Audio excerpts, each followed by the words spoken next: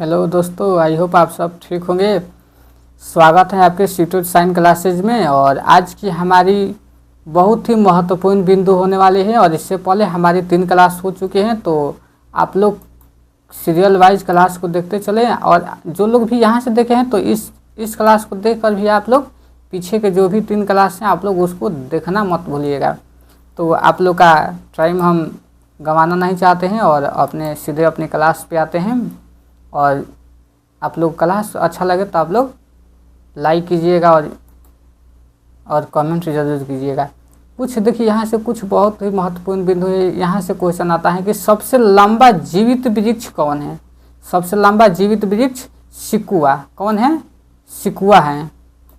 उसके बाद है कि किसी प्रजाति को विलुप्त माना जा सकता है जब वो अपने प्राकृतिक आवास में देखी नहीं गई हो। हम कैसी प्रजाति को विलुप्त मानेंगे कि हमें कितने साल तक हम ना देखे हो। तो हम ऐसे चीज़ों को हम जब तक 50 वर्ष तक नहीं देख लेते तब तक से हम उसे विलुप्त श्रेणी में नहीं रख सकते। चाहे कोई भी प्रजाति हो, अगर वो प्रजाति 50 वर्षों तक हमें दिखाई नहीं दे रही है तो हम ऐसे प्रजाति को हम क्या मान सकते हैं कि वो प्रजाति विलुप्त हो गई है।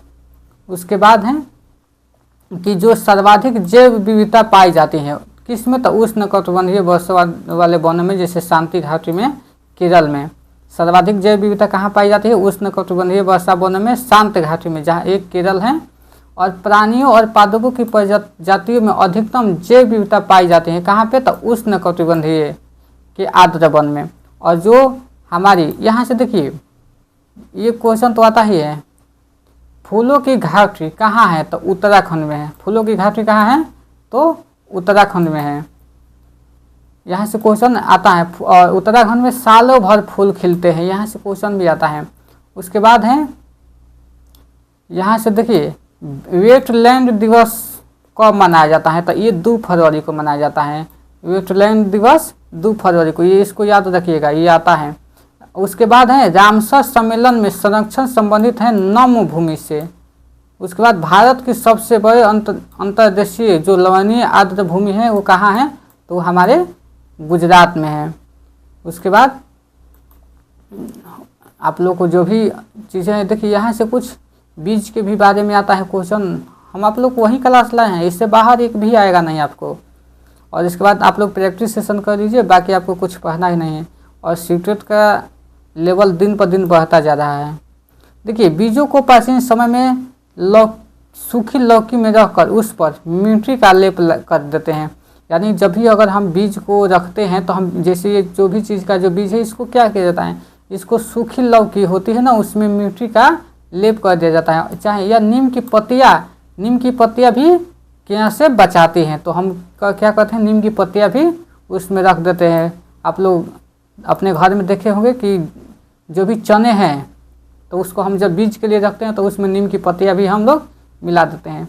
उसके बाद हैं पौधे क्या करते हैं, स्वयं से अपना बीज दूर फेंक देते हैं। पौधे खुद जो अपना बीज है वो दूर फेंक देते हैं और कपड़ों में चिपक कर तथा पानी के जरिए एक जगह से दूसरे जगह पहुंच जाते हैं। बीज कैसे जाते हैं? खुद जो पौधे होते हैं अपने बीज को स्वयं फेंक भी देते हैं, या कुछ बीज कपड़े में या पानी के जरिए भी एक जगह से दूसरे जगह चले जाते हैं।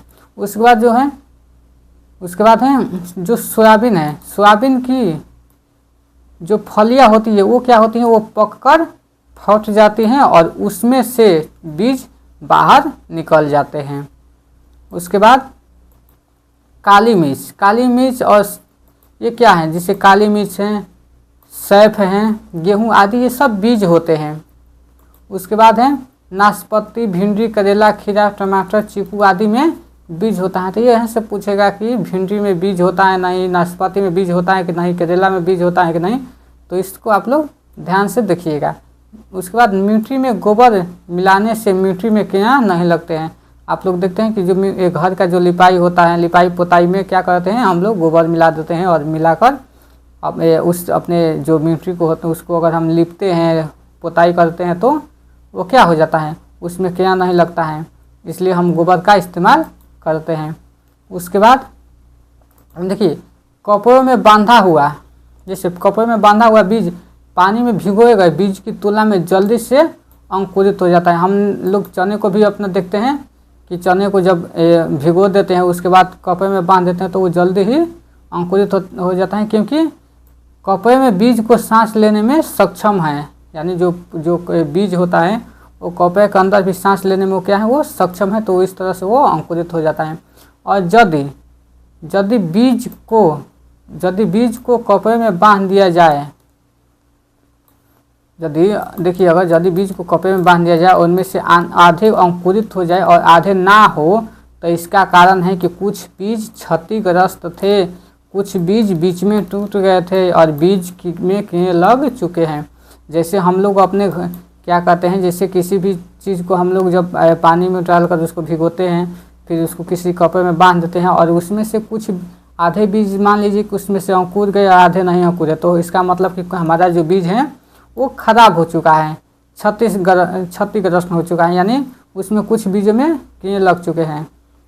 उसके बाद है कि चावल, गेहूँ, ओट्स ये सभी अनाज हैं और इनका जो प्रवर्धन है यानी प्रोपेगेटेड बीजों द्वारा होता है। उनकी बीजों को सीधे मिट्टी में बोया जाता है। उसके बाद है बीजों का अंकुरन। बीजों का अंकुरन क्या होता है, इसके बाद हम अपनी इस क्लास को आगे बढ़ा रहे हैं। यानी देखिए, जो लोग नए हैं तो प्लीज़ हमारे क्लास को आप लोग लाइक नहीं करते। हम आप लोग के लिए इतना मेहनत करते हैं लेकिन आप लोग लाइक नहीं करते हैं। तो देखिए, बीजों का अंकुरन यानी सीड्स germination। इसमें क्या होता है कि उस प्रक्रिया को कहते हैं जिसमें बीज एक पौधे में बदलने लगता है और इसमें अंकुरन की क्रिया एक समय एक छोटे पौधे में बीज से निकलने लगता है। और यह मुख्य रूप से तब होता है जब बीज को आवश्यक पदार्थ और वातावरण मिल जाता है और इसके लिए तापमान, जल, वायु की आवश्यकता होती है और सूर्य के प्रकाश का होता है। और हरे बीज अंकुरन के लिए अनिवार्य नहीं है, लेकिन कुछ बीज सूर्य प्रकाश के बिना अंकुरित नहीं होते हैं। उसके बाद देखिए, बिना बीज के उगने वाले पौधे, कौन सा पौधा है जो बिना बीज के ही उग जाते हैं? तो देखिए, बिना बीज के उगने वाले पौधे वो होते हैं जिनके बीज नहीं होते या जिन्हें अन्य विधियों से प्रजनन कराया जा सकता है। तो ऐसा कौन सा है, उसका भी हम देखते हैं कि कौन से पौधे हैं जो कि बिना बीज के ही वो आ जाते हैं। जैसे एलोवेरा, यानी इस पौधे की पत्तियों को कटिंग से उगाया जा सकता है। एक है मनी प्लांट, इस पौधे को स्टेम की कटिंग से उगाया जा सकता है। एक है स्नेक प्लांट, इस पौधे को पत्तियों की कटिंग से उगाया जा सकता है। एक है पत्थर चट्टा, ये कैसा है, तो इस पौधे को पत्तियों की कलमे से उगाया जाता है। जो पत्तियों की जो कलम होती है उसको उगा सकते हैं, कलम चट्टा को।